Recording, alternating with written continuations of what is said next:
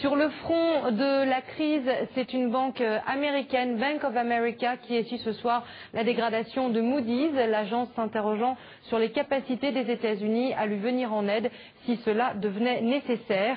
Une crise de confiance qui semble s'être déjà abattue sur les établissements français.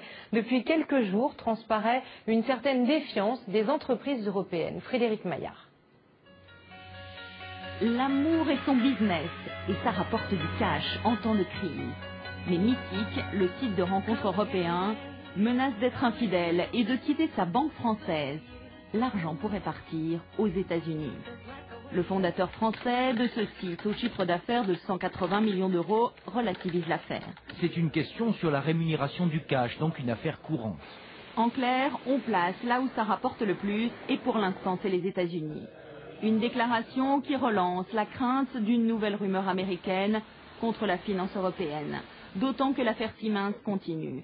Hier, le Financial Times, ce quotidien britannique, affirmait que la multinationale allemande, inquiète de la santé de la Société Générale, aurait retiré 500 millions pour les placer à la Banque Centrale Européenne.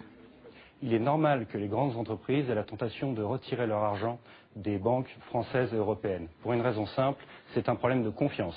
Un problème de confiance qui se pose même entre les banques elles-mêmes, qui hésitent de plus en plus à se prêter de l'argent et qui, comme les grandes entreprises, commencent de plus en plus à placer leur argent directement auprès de la Banque Centrale Européenne, par peur, par ignorance de ce qu'il y a dans le ventre de chacune des banques. À Siemens, on se contente de dire que l'article du Financial Times contient certains faits inexacts. Quant à la Société Générale, pas de commentaire officiel, sauf par la voix de ce syndicaliste qui lui dément. Il y a une tentative de déstabilisation de la Société Générale et des banques européennes. Il s'agit de détourner l'attention des problèmes des États-Unis, du dollar, de la dette américaine, pour focaliser sur la zone euro. Rumeur ou pas, le vent de panique semble saisir tout le monde, même certains patrons européens. Nous vous